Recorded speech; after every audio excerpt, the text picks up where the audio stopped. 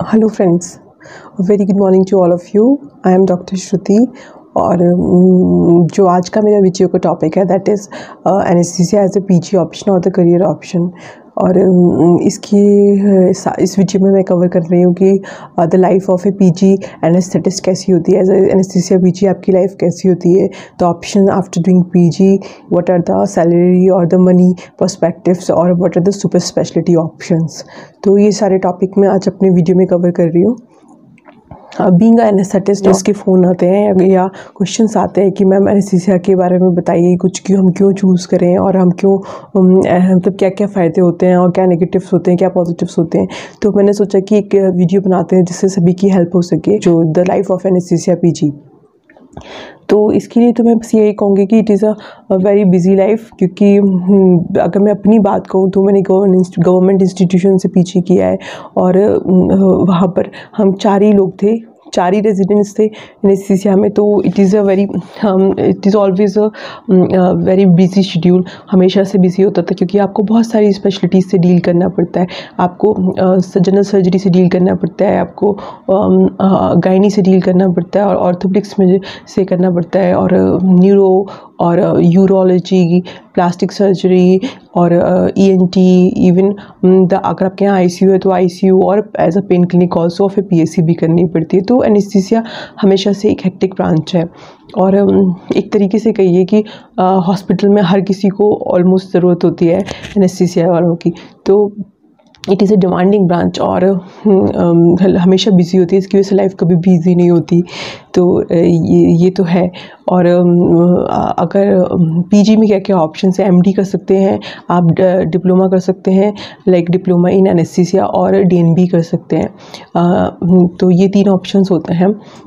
मैंने अपनी MD complete की है गवर्नमेंट इंस्टीट्यूशन से। तो आजकल जो कोई भी ब्रांच आप चूज़ कर रहे हैं उसके बहुत सारे एस्पेक्ट होते हैं चूज़ करने के। आप बहुत से लोग कॉलेज को इम्पोर्टेंस देते हैं, बहुत से लोग ब्रांच को इम्पोर्टेंस देते हैं, बहुत से लोग बॉन्ड को इम्पोर्टेंस देते हैं, बहुत से लोग किस जगह पे मिल रहा है, क्या उनके घर के पास है, दूर है, या बहुत से लोग पैसे के पर्सपेक्टिव से चूज़ करते हैं।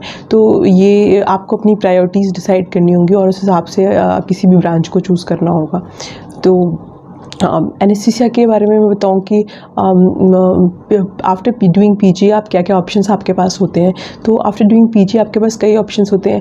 आप गवर्नमेंट में काम कर सकते हैं, आप प्राइवेट में काम कर सकते हैं। अगर आप गवर्नमेंट में सीधे सर्व करते हैं तो एज ए सीनियर रेजिडेंट तो 1,20,000 से शुरू होता है, और फिर जैसे जैसे आप आगे बढ़ते चले जाते हैं, असिस्टेंट प्रोफेसर, एसोसिएट प्रोफेसर, तो आपके पैसे भी बढ़ते चले जाते हैं। In case of private medical colleges पैसे थोड़े सा ज़्यादा होते हैं हमेशा से। और इसके अलावा स्टेट में भी जो स्टेट मेडिकल सर्विसेज होती हैं वहाँ पर भी आप सर्व कर सकते हैं। उसके अलावा जो ऑप्शंस होता है वो प्राइवेट प्रैक्टिस का ऑप्शन होता है या फ्रीलांसिंग का ऑप्शन होता है। फ्रीलांसिंग में तो ये है कि आप जितना काम करेंगे उतना पैसा आप अर्न कर सकते हैं। आप चाहें तो रात के 2 बजे तक भी काम कर सकते हैं, आप चाहें तो दिन में 2 केस कर सकते हैं, आप चाहें तो दिन में 4 केस कर सकते हैं। तो ये डिपेंड करता है कि आप कितना काम करना चाहते हैं, कितना समय अपना इन्वेस्ट करना चाहते हो, और उसी हिसाब से आप पैसे भी अर्न कर सकते हैं। फिर आते हैं अदर ऑप्शंस क्या क्या हैं, सुपर स्पेशलिटी के क्या क्या ऑप्शंस हैं। तो उसमें जो है वो ऑर्गन ट्रांसप्लांट एनेस्थीसिया है, और कार्डियक एनेस्थीसिया है, न्यूरो एनेस्थीसिया है, ऑब्स्टेट्रिक एनेस्थीसिया है, पीडियाट्रिक्स एनेस्थीसिया है, एक क्रिटिकल केयर है, और पेन फिजिशियंस भी हैं। तो हम इन सबको समझते हैं कि कैसे कैसे आप अगर चाहें तो आप इनको चूज़ कर सकते हैं। देखिए, बहुत से लोग ऐसे होते हैं जो पीजी करने के बाद खुश होते हैं और उनका लाइफ में एक सेट गोल होता है कि भाई अब पीजी कर लिया, अब इसके बाद हमको नहीं पढ़ना है। तो वो जनरल एनेस्थेटिस्ट भी अपना आराम से सर्व कर सकते हैं, क्योंकि अगर आप बाहर भी फ्रीलांसिंग करते हैं तो भी बहुत सारे ऑप्शंस आपके पास होते हैं, और अगर आप किसी मेडिकल कॉलेज में सर्व करते हैं तो भी आप अच्छा अर्न कर पाते हैं। आप चाहें तो क्रिटिकल केयर में DM कर सकते हैं, या फिर फेलोशिप्स कर सकते हैं, या फिर certificate courses that is PDCC अगर आप भी कर सकते हैं। ऐसे ही अगर आप टाइम दे सकते हैं तो आप क्रिटिकल केयर करने के बाद ICU का पार्ट बन सकते हैं। वो है पेन क्लिनिक्स का। पेन क्लिनिक्स, अगर आपको OPD देखना पसंद है, आपको पेशेंट इंटरेक्शन पसंद है, तो आप पेन क्लिनिक चूज़ कर सकते हैं। आप पेशेंट से डायरेक्टली इंटरेक्ट करते हैं। प्लस मैं अपना एक्सपीरियंस बताऊँ, मेरे तो PG में जो मेरी कंसल्टेंट थी जो पेन क्लिनिक चलाती थी, उनके पास तो इतने पेशेंट्स होते थे कि वहाँ पाँव रखने की भी जगह नहीं होती थी। थी। तो पेन क्लिनिक भी एक अच्छा ऑप्शन है। और अगर आपको पेशेंट टू पेशेंट जुड़े रहना है तो फिर आप इसको चूज़ कर सकते हैं।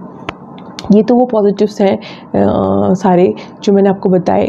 नेगेटिव कहें या फिर ये कह सकते हैं कि हमेशा एक सिक्के के दो पहलू होते हैं, और ये हमारे ऊपर है कि हमें कौन सा पहलू कैसा लगता है, पॉजिटिव लगता है या नेगेटिव लगता है। तो ये जो इसके आप कह सकते हैं कि हाँ इसके नेगेटिव्स हैं, वो ये हैं कि एक तो आप पेशेंट टू पेशेंट आपका इंटरेक्शन बहुत कम होता है, क्योंकि आप डायरेक्टली डील करते हैं सर्जन से या डॉक्टर से। आप उस कम्युनिटी में, उस सर्कल में डॉक्टर्स के सर्कल में तो लोकप्रिय हो सकते हैं, पर आपको बाहर अगर शहर में लोकप्रिय होना है, क्योंकि आपका पेशेंट टू पेशेंट जो इंटरेक्शन है वो बहुत कम है, तो उसमें आपको एक लंबा टाइम लग सकता है। दूसरी चीज़ ये होती है कि यूजुअली कोविड से पहले तक लोग एनेस्थीसिया वालों को कम ही जानते थे।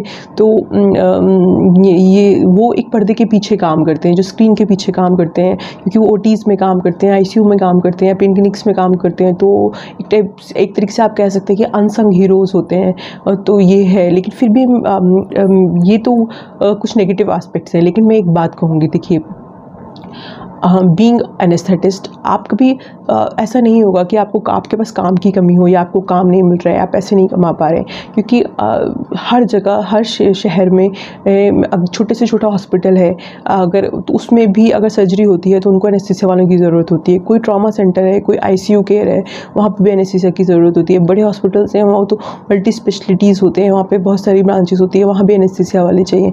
तो और कुछ भी नहीं है तो आप बाहर फ्रीलांसिंग भी कर सकते हैं, पेन क्लिनिक चला सकते हैं। दूसरी चीज़ जो एक और इम्पॉर्टेंट बात मैं कहूँगी कि लोग यूजुअली क्या करते हैं कि अपनी किसी सुपर स्पेशलिटी करने के बाद या स्पेशलिटी करने के बाद लोग क्या करते हैं कि अपनी ब्रांच तक सीमित हो जाते हैं। आप चाहें तो एज अ जनरल प्रैक्टिशनर भी काम कर सकते हैं, क्योंकि आप जब पीजी नहीं थे उससे पहले भी लोग जनरल प्रैक्टिशनर्स की तरह बहुत से लोग काम करते हैं। इवन यहाँ इंडिया में तो डॉक्टर्स की बहुत कमी होने के कारण इतने सारे क्वैक्स हैं, इतने सारे ऐसे लोग हैं जो उसके लिए क्वालिफाइड भी नहीं है, वो भी काम करते हैं। पर आप तो उसके लिए क्वालिफाइड हैं, आप एज ए फिजिशियन क्वालिफाइड हैं, पेन फिजिशियन क्वालिफाइड है, आप बहुत सी चीज़ों को डील कर सकते हैं। तो आप चाहें तो जनरल प्रैक्टिस भी कर सकते हैं, अगर आप पेशेंट टू पेशेंट इंटरेक्शन पसंद करते हैं तो। अब मैं अपनी स्टोरी बताऊं कि मैंने एनेस्थीसिया को क्यों चूज़ किया। तो मैं यही कहूँगी कि एक्चुअली मैंने एनेस्थीसिया को चूज़ नहीं किया, एनेस्थीसिया ने मुझे चूज़ किया। मुझसे कुछ काउंसलिंग में कुछ गलतियाँ हुई, जिसकी वजह से मेरे पास एनेस्थीसिया आया। और प्लस मेरे साथ ये था कि मेरे हस्बैंड भी ऑर्थोपेडिक्स में हैं और मेरे पापा भी ऑर्थोपेडिशियन हैं, तो हमेशा से हमें ओटी रन करने के लिए एनेस्थीसिया वालों की ज़रूरत होती थी। और बाहर से जब भी कोई आता है तो फिर डिफ़िकल्टी होती है हमेशा। तो उस वजह से मेरे घर में भी सभी चाहते थे कि मैं एनेस्थीसिया लूँ, और ये एक रीज़न था कि मैंने एनेस्थीसिया चूज़ किया। और लेकिन मैं उन लोगों में से हूँ जो कभी भी कोई डिसीज़न लेने के वाले पछताते ही नहीं है, और उसको हमेशा एक कहावत भी है कि मैं कोई डिसीज़न ले लेती हूँ तो फिर मैं उसको हमेशा सही साबित करती हूँ, और मुझे कोई रिग्रेट्स नहीं है अपनी लाइफ में। मैं अपने काम से बहुत सेटिस्फाइड हूँ। देखिए एनेस्थीसिया की जो ब्रांच है वो बहुत ही बिजी और बहुत एक्टिव ब्रांच है। पीजी में भी ऐसा होता है कि आप एक ओटी से निकल के दूसरी ओटी में जाते हैं, फिर एक आईसीयू से निकल के दूसरी आईसीयू में जाते हैं। बहुत तेज़ी से आपको काम करना पड़ता है। आप रूटीन में सिजेरियन करा रहे हैं, फिर कॉल आती है कि आपको मेडिसिन आईसीयू पहुंचना है वहाँ पे, या सर्जिकल आईसीयू पहुंचना है, किसी से ट्यूब नहीं जा रही, कहीं सेंट्रल लाइन नहीं जा रही, कहीं कैनुला नहीं लग रहा। तो ऐसी जगह पर, या कोई पेशेंट गैस्पिंग में आया है तो आपको उसको इंट्यूबेट करना है, सीपीआर करना है। तो आपको ऐसे बहुत मौके मिलेंगे लाइफ में जहाँ पे आप एज ए लाइफ सेवियर काम करते हैं या हीरोइक काम करते हैं। तो आपको अच्छा लगता है और अच्छा फील होता है जब at the end of the day लोग आपको प्रेस करते हैं और आपको तारीफ़ मिलती है। मेरे पीजी में मुझे बहुत बार ऐसे मौके मिले कि लोग ओटी में सभी लोग खड़े होकर इंतज़ार कर रहे होते थे और एनेस्थीसिया वालों का इंतज़ार कर रहे होते थे, और हम एक ओटी से निकल के दूसरी ओटी में पहुँचते थे और लोग हमारा इंतज़ार करते थे जब तक कि हम नहीं पहुँच जाते थे। तो ये हमेशा होता है कि एनेस्थीसिया वाले कम होते हैं, जिसकी वजह से लोग उनका वेट करते हैं या इंतज़ार करते हैं। और कोई भी ब्रांच जो होती है उससे भी ज़्यादा ज़रूरी होता है कि आप खुद कैसे हैं। तो अगर आप अपने काम को पसंद करते हैं, अगर आपने कोई काम ले लिया है और आप उसको अच्छे से करें और अच्छे से सीखें, तो आपको अपनी लाइफ में कभी रिग्रेट्स नहीं होंगे। तो मेरा मानना यही है कि कोई भी काम अगर आप उठाते हैं, शुरू करते हैं, तो फिर उसमें आगे बढ़िए, अच्छा करिए और अच्छा सीखिए। At the end of the day आपको पछतावा नहीं होना चाहिए।